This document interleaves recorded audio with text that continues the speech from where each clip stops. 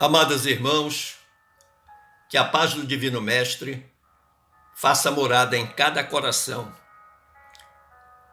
acerenando os conflitos interiores, balsamizando as dores do corpo e da alma, enxugando lágrimas que vertem sofrimento pelos olhos, trazendo conforto e bem-estar ao espírito enclausurado na carne das paixões e dos vícios, mas desejoso da libertação que lhe há de conceder a evolução. Examinaremos hoje o tema sobre a visão espírita da família universal. Família, conceitualmente, é o agrupamento humano formado por duas ou mais pessoas, com ligações biológicas, ancestrais, legais ou afetivas, que geralmente vivem ou viveram na mesma casa. Esse é um conceito socioantropológico que retrata a família desde tempos imemoriais e que se foi aperfeiçoando na linha do tempo. Mas Allan Kardec nos ensina, no conceito espiritual de família, que os laços espirituais são os que efetivamente mantêm as criaturas unidas, uma vez que vão além das condições biológicas definidas pela herança genética. Do ponto de vista evolutivo da família, nós precisamos considerar que nos processos primários da evolução humana, as vinculações familiares eram muito tênues, praticamente inexistentes. No passo evolutivo seguinte, começam efetivamente surgir os laços familiares, como os que constituem as diferentes organizações tribais e os clãs.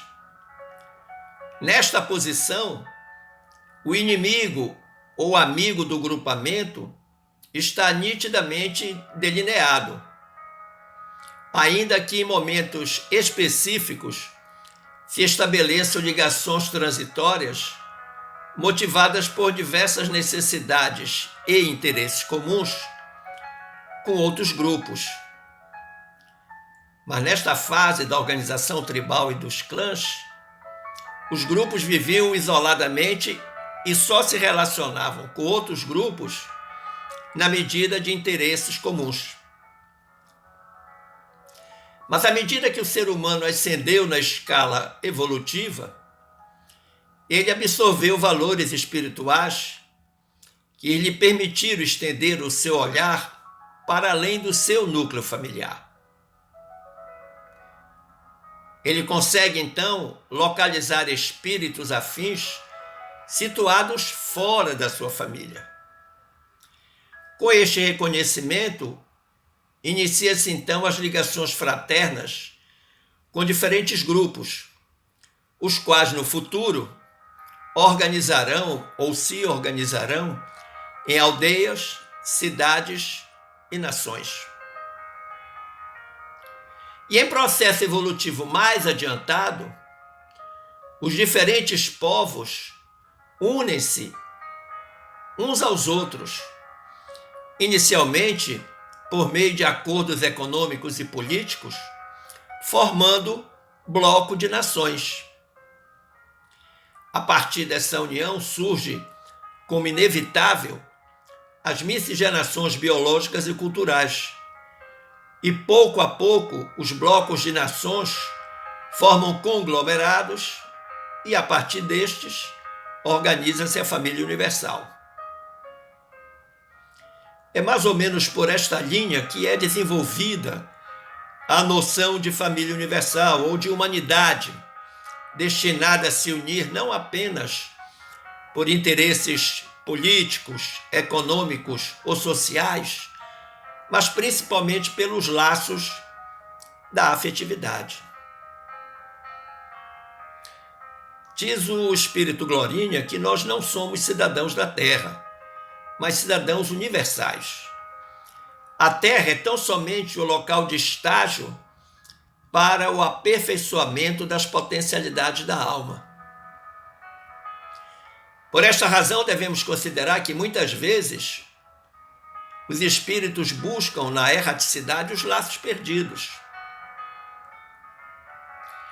Lá no item 18 do capítulo 4 do nosso Evangelho segundo o Espiritismo, está escrito: no espaço, os espíritos formam grupos ou famílias unidas pela afeição, pela simpatia e pela semelhança das inclinações. Felizes por se encontrarem juntos, esses espíritos se buscam uns aos outros.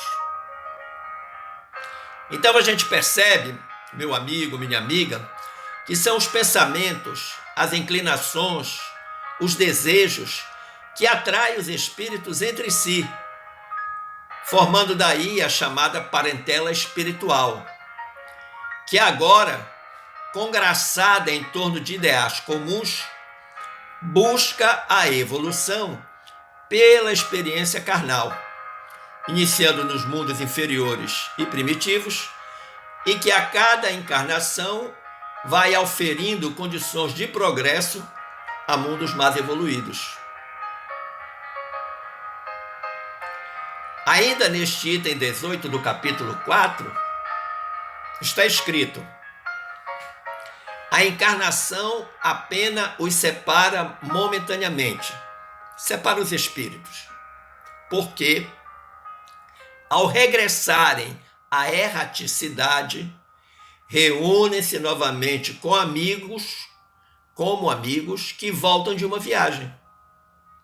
Muitas vezes até uns seguem a outros na encarnação, vindo aqui reunir-se numa mesma família ou no mesmo círculo social, a fim de trabalharem juntos pelo seu mútuo adiantamento. E este item prossegue dizendo: se uns encarnam e outros não, nem por isso deixam de estar unidos pelo pensamento. Os que estão livres velam pelos que se acham em cativeiro. Os mais adiantados se esforçam por fazer que os retardatários progridam. Após cada existência, deram mais um passo no caminho da perfeição. Ora, então, fica claro que as experiências encarnatórias, juntas ou separadas, devem promover o adiantamento de todos aqueles vinculados na mesma faixa afetiva. Para melhor entendimento do assunto, relembremos o Evangelho de Marcos, capítulo 3, versículos 31 a 35, que assim se expressa: chegaram então sua mãe e seus irmãos, e ficando do lado de fora, mandaram chamá-lo. Havia uma multidão sentada em torno dele. Disseram-lhe: eis que tua mãe e teus irmãos e tuas irmãs estão lá fora e te procuram. E ele perguntou: quem é minha mãe? Quem são meus irmãos? E repassando com o olhar todos os que estavam sentados ao seu redor, disse: eis a minha mãe e os meus irmãos. Quem fizer a vontade de Deus, esse é meu irmão, minha irmã, minha mãe. Porventura estava Jesus desdenhando da família? Estava fazendo pouco caso dos familiares? Claro que não. Pretendia o mestre ampliar em cada coração e em cada mente ali presente, e foi por isso que ele falou pausadamente, olhando para cada um que se assentava no seu entorno, como que a convocá-los para ressignificar o conceito de família, ampliando do agregado parental biológico para a família espiritual, uma nova concepção de caráter universal e não apenas terreno. Devemos considerar também a base doutrinária da família a partir inicialmente do próprio Allan Kardec, em suas consultas aos espíritos superiores. Os espíritos afirmaram, conforme descrito no item 8 do capítulo 14, que não são os da consanguinidade os verdadeiros laços de família, e sim os da simpatia e da comunhão de ideias, os quais prendem os espíritos antes, durante e depois de suas encarnações. É por esta razão que Bezerra de Menezes, na obra Bezerra, Chico e Você, através da pena mediúnica de Chico Xavier, afirma no capítulo 44: entretanto, a nós outros, os espíritas, compete a obrigação de enxergar mais longe e reconhecer mais amplos os deveres que nos prendem à experiência comunitária.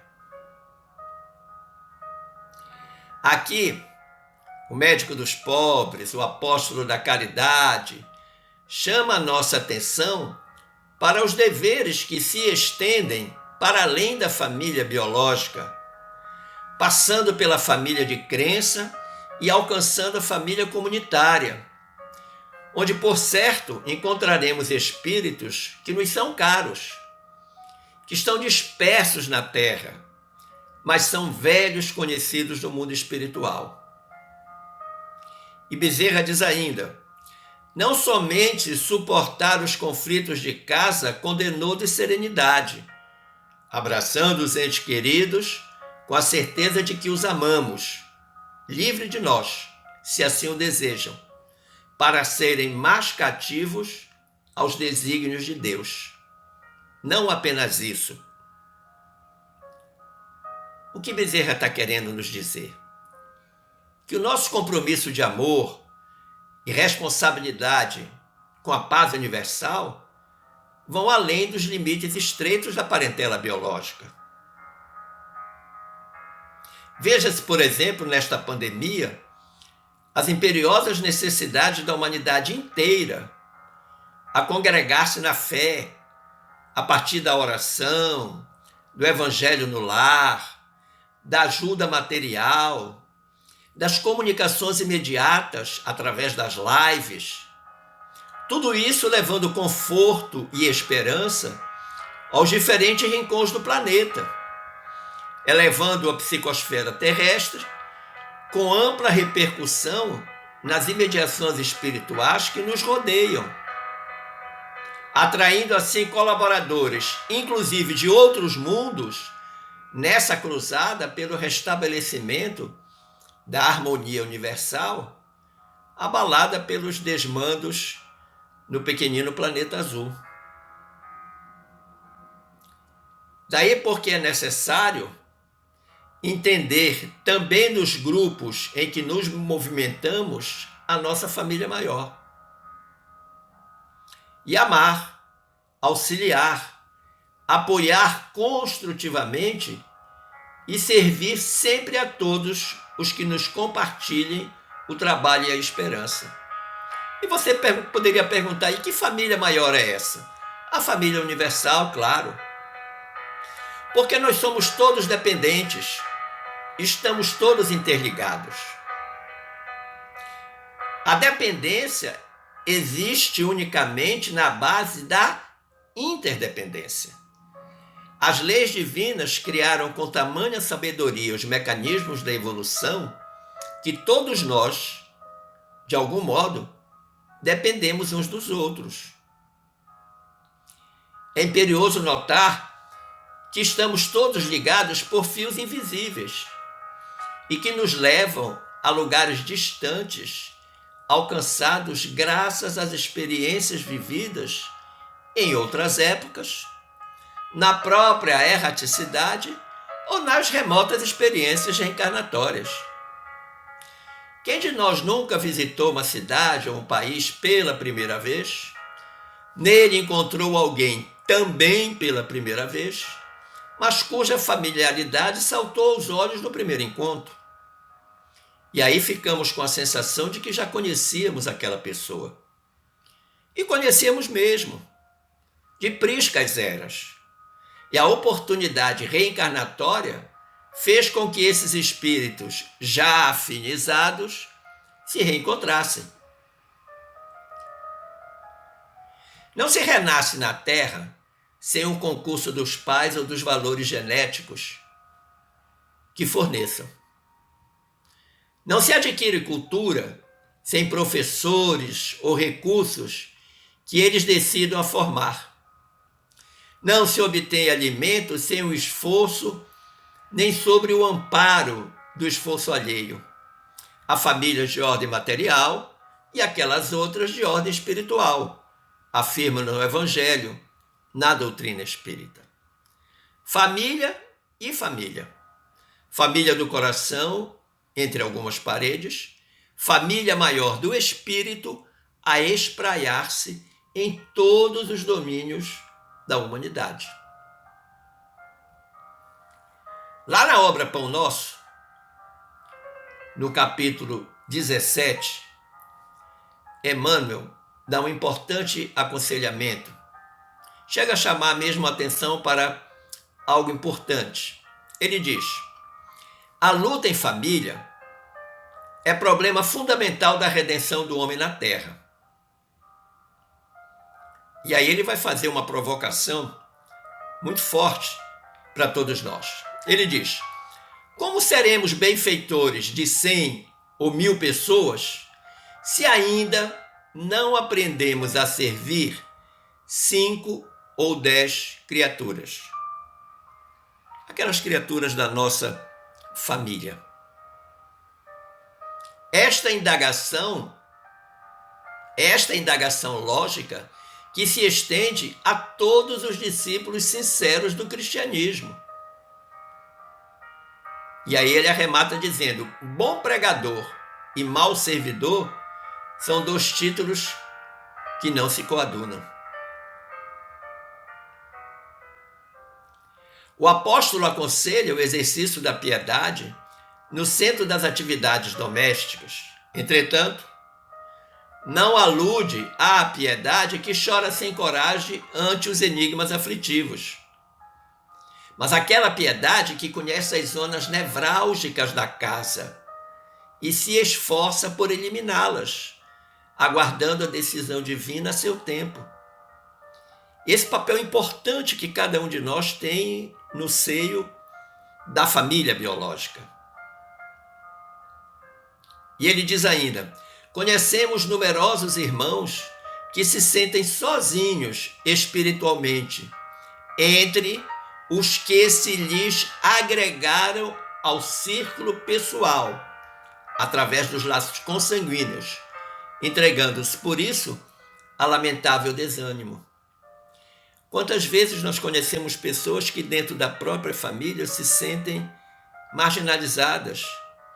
O patinho feio, o zero à esquerda, entre tantas denominações que procura-se usar para designá-las. E aí Emmanuel chama a atenção dizendo: é imprescindível, contudo, examinar a transitoriedade das ligações corpóreas, ponderando que não existem uniões casuais no lar terreno. Então ele mostra 2 coisas importantes. Primeiro, essa transitoriedade da ligação dos corpos. Isso é efêmero. Isso tem prazo de validade, inclusive. E ele chama a atenção de que estas uniões, estas ligações, elas não são casuais. Elas vêm cumprir um desiderato, elas vêm cumprir um objetivo. As pessoas se reencontraram por diferentes razões. Na maioria das vezes, todos estarão a passar por provas e expiações para que os espíritos cresçam, evoluam.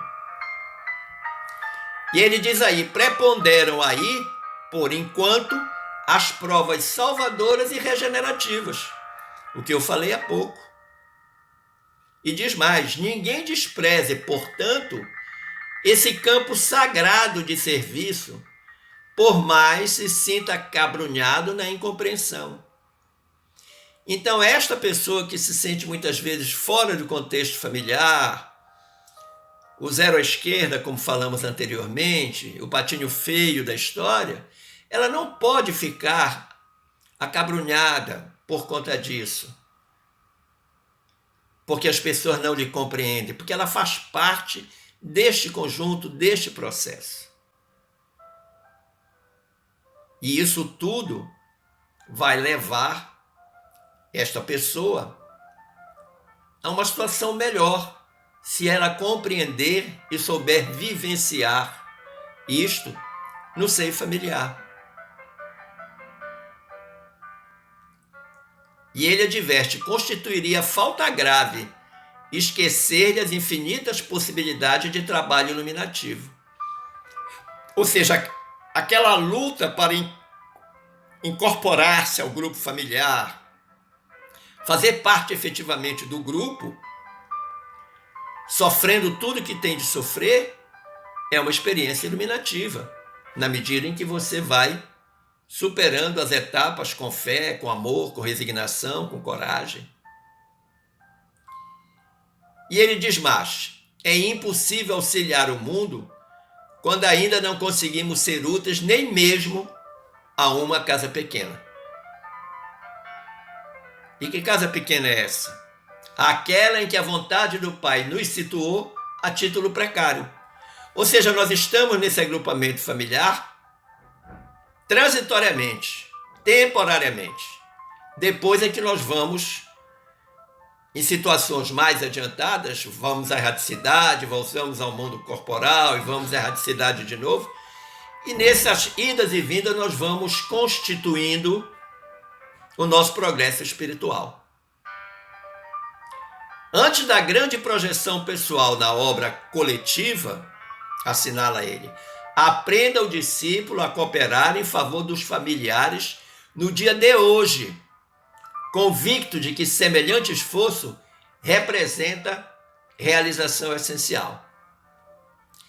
Então ele termina a explanação de uma forma brilhante, que muito antes de nós pensarmos no conjunto, na obra coletiva, na família universal, nós devemos primeiro pensar na nossa família biológica, mesmo sabendo das dificuldades que possamos ter dentro dela. Porque estamos ali reunidos, muitas vezes, num processo expiatório, enfrentando diferentes provas, no sentido de nos aprimorar.